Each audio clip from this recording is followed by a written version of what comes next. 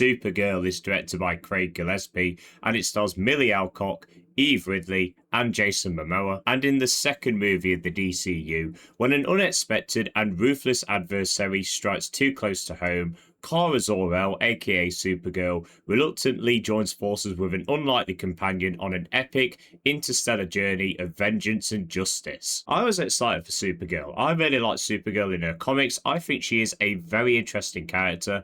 Maybe a little bit of a hot take, but sometimes I think she's more interesting than the likes of Superman.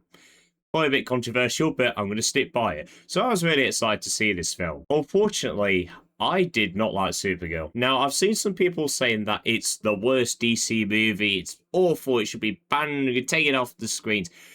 It's not that bad. I would watch this movie 100 times over something like Suicide Squad or Justice League. It's not irredeemable. It's just completely forgettable. If you've seen any other generic superhero movie in the past 10 years, then you have seen this movie. Supergirl is another middle-of-the-road superhero movie that follows all of the beats that you've come to expect. The story is whatever. It had potential, but it wasn't written to its fullest potential, unfortunately. It has some decent emotional beats at times, but everything just falls kind of flat because you don't really care, because it is that generic. Let's start off with the one thing that I did like, the setup. In fact, I do think the first 20 or so minutes of this movie had me. I was thinking to myself, okay, you've got me. The emotional hook. Crypto is shot. I want this guy to die. Please kill him. That's an easy sell for me. Unfortunately, the villain of this movie was the worst character. I think his name is Kren.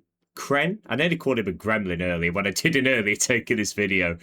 But he is a generic villain. He is hateable because he shoots crypto. That's enough to hate anyone, in my opinion. But he is not menacing. The tonal whiplash of his character is so all over the place.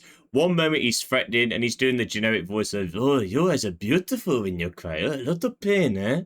And then the next movie he's like dancing around and stuff. Also, his design is absolutely terrible. I've never read the Woman of Tomorrow comic, the comic that this movie is highly based on, apparently. And in the comic, the Kremlin just looks like a really normal guy. But in this, he's got like a load of face piercings and this really weird looking ponytail and a really bold head. His design was terrible. It was so goofy. They tried to make it sci-fi and menacing, but it just did not work for me. But I do think the characters around him were okay. Kara Zor-El, aka Supergirl, she's okay. I like her in this movie. I like that she contrasts with Superman's beliefs. I like that she's this really mean woman, but she is heroic when she fancies to be heroic. I do think she had a really good dynamic with Ridley's character. She plays a character called Ruthie, whose family was killed by Krem, and she wants revenge.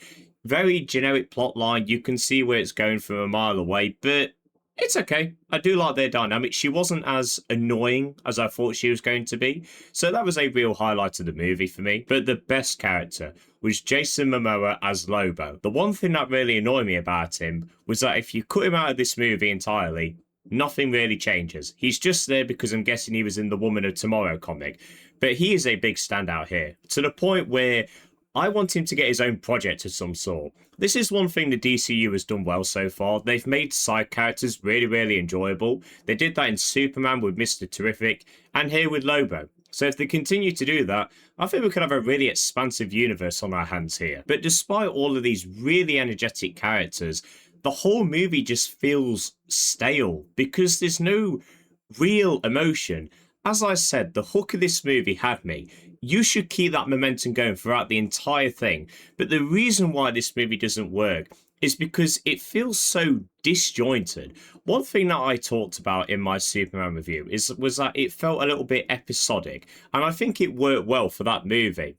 This movie kind of feels like that as well. It feels like a few episodes of a Supergirl TV show stitched together into a movie.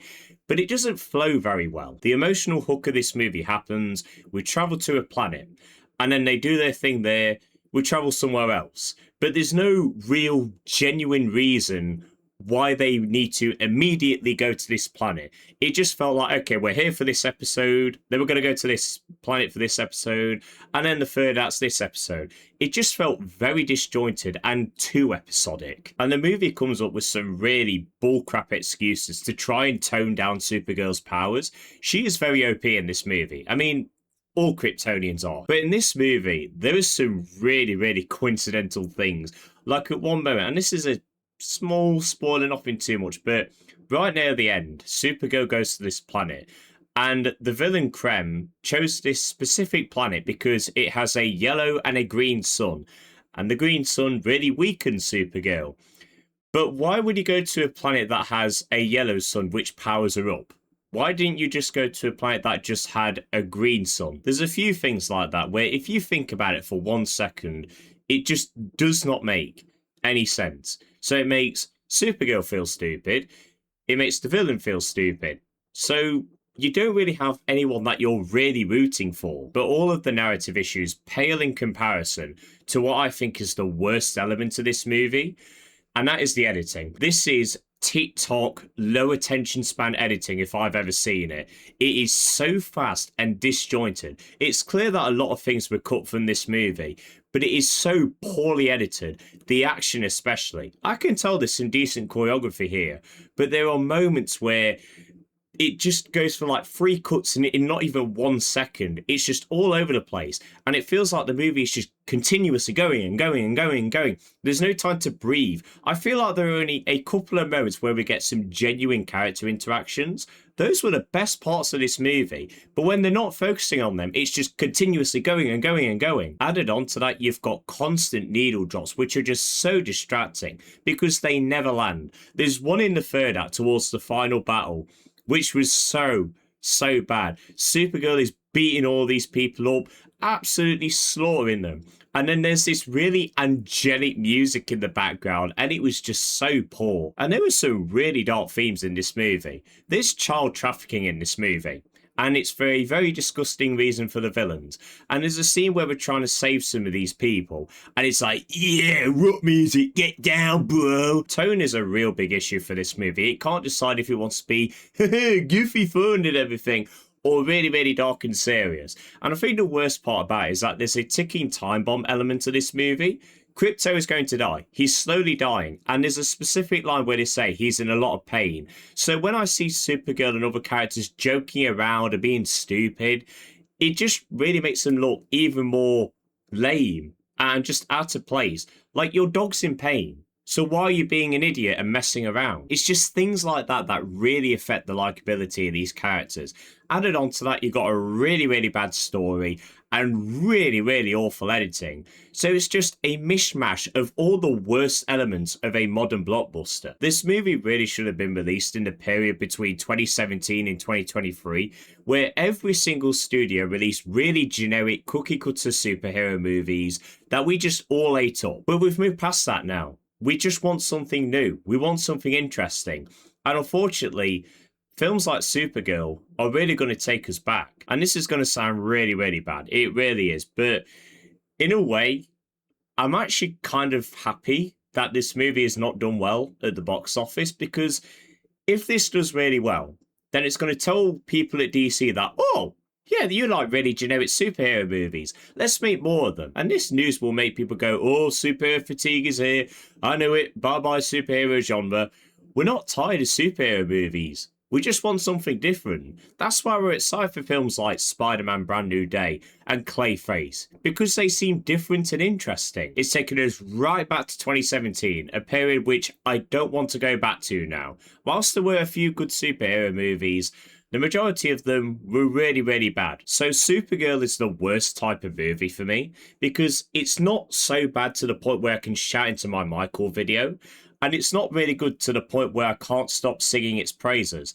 It just hits that middle point where it's not really good, it's not really bad, and I hardly have anything to talk about. It really is that generic, and aside from a few stupid things that I wanted to point out, there's just not a lot to say about this movie.